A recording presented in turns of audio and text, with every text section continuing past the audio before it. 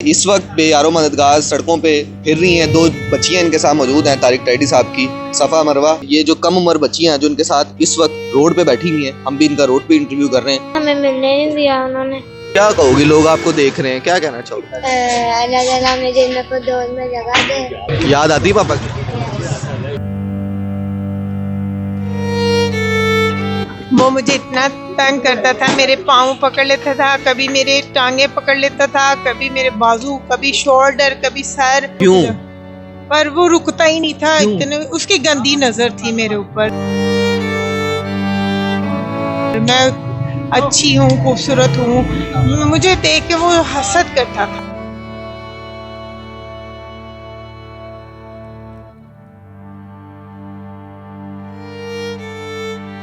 बिस्मिल्लाहिर्रहमानिर्रहीम। भी फंडर से मैं हूँ फरहान ज़फ़र। इस वक्त तारिक टैडी साहब की अहलिया हमारे साथ मौजूद हैं, साबका अहली हैं। इनको डिवोर्स हो गई थी और इस वक्त बेयारो मददगार सड़कों पे फिर रही हैं। दो बच्चियां इनके साथ मौजूद हैं, तारिक टैडी साहब की सफ़ा मरवा।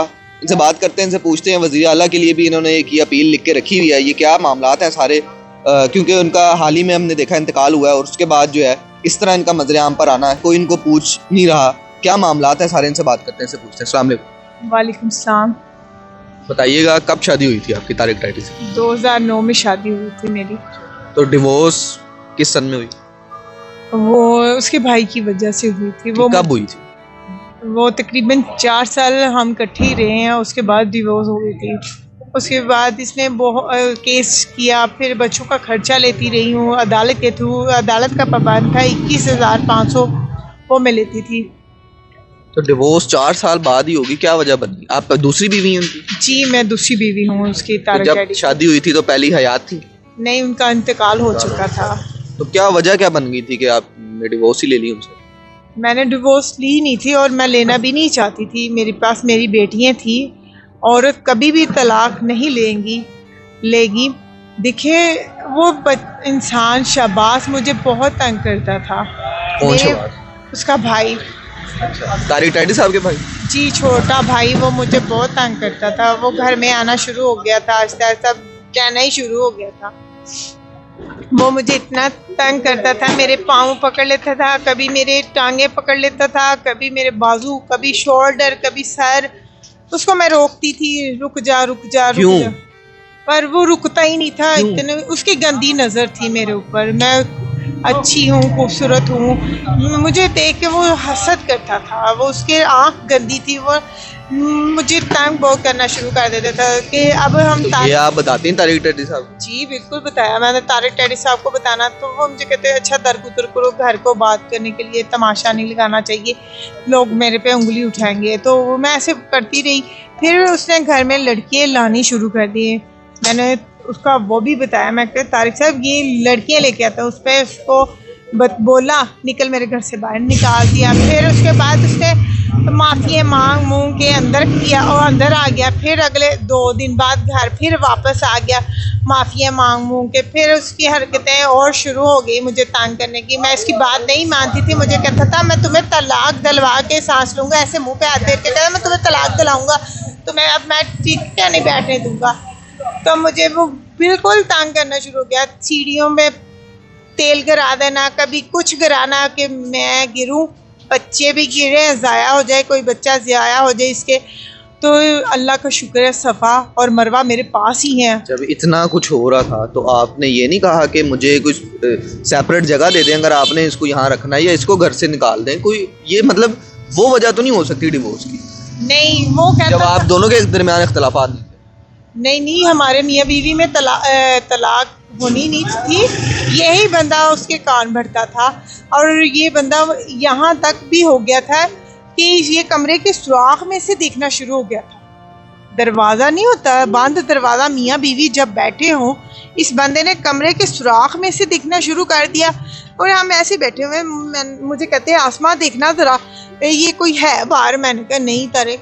फिर मुझे कहते गौर से देख बाहर है। मैंने कहा हाँ है। कहते चल दरवाज़ा खोल। मैंने दरवाज़ा खोला तो ये बंदा उधर खड़ा, इसके रंग उड़े के, इसके पसीने छूट के, इसका मुंह देखने वाला था। रात को? दिन के टाइम हम दोनों मियाँ बीवी अंदर बैठे हुए हैं। तारिक टैडी साहब ने उसको कहा कुछ, गुस्सा हुए? बहुत ज्यादा। उससे कहा निकल मेरे घर से बाहर, अब तो तुम्हारी हद से बाहर होगी, तुम्हें शर्म होनी चाहिए, मियाँ बीवी हैं हम, कोई गुनाह तो नहीं कर रहे, हमारे मियाँ बीवी में हम बातें करें, तुम्हारा हक नहीं बाहर बैठ के सुनना। ये इंसान वो है, ये कुरान पाक उठा लिया इसने झूठा, उठा के अब कस्में खाता है। और उसी टाइम अल्लाह ताला ने जो कहता है ना, कुरान पाक जो इंसान उठाता है ना झूठा, उसको अल्लाह की मार पड़ती है। और अल्लाह ताला ने उसको सज़ा दी, उसकी उंगलियां कट गई, टांग टूट गई। अभी भी सबर नहीं आता उस शख्स को।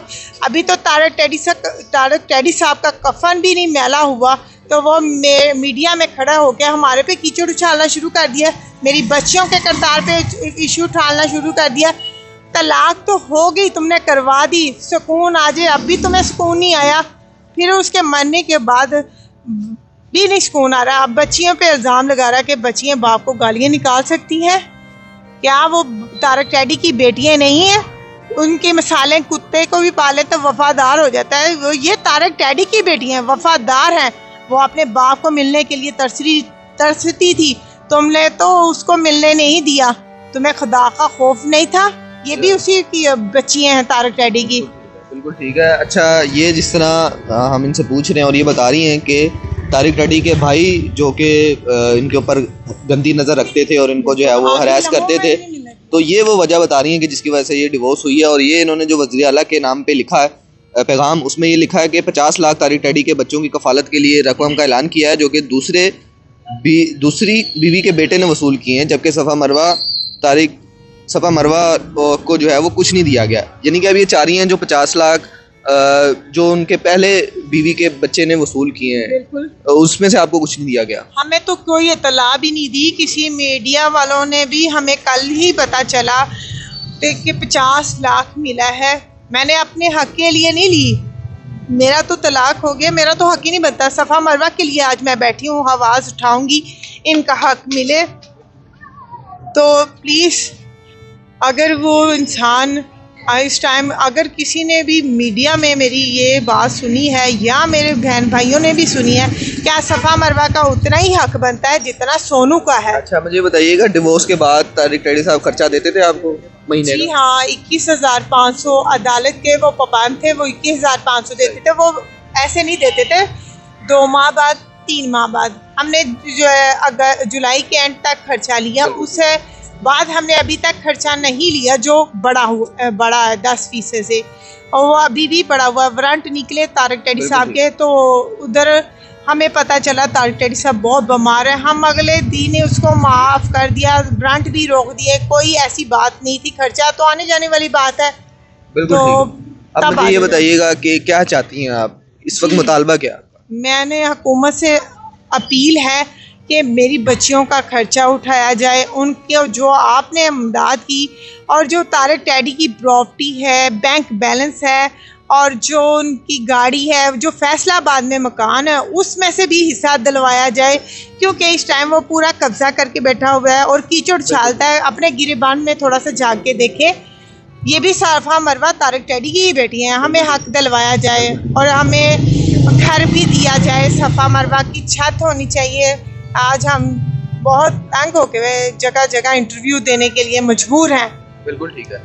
तारिक टैडी की जो साबका अहली हैं, उनकी आपने गुफ्तगू सुन ली है आसमा की, और जिस तरह ये बता रही हैं इनके ख़ानदानी जो मामलात थे तारिक टैडी साहब के जो भाई हैं उनके ऊपर, अब अंदर की कहानी क्या है उसके कतई नज़र इस वक्त देखना ये है कि ये जो कम उम्र बच्चियाँ हैं जो इनके साथ इस वक्त रोड पे बैठी हुई हैं, हम भी इनका रोड पे इंटरव्यू कर रहे हैं, इनका मुस्तकबिल और इनकी सिक्योरिटी अव्वलीन तरजीह होनी चाहिए।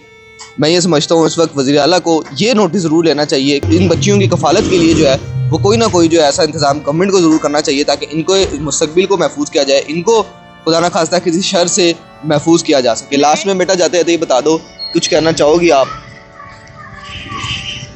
क्या कहोगी आप? कुछ बैठी हुई हो मामा के साथ, क्या कहना चाहोगे?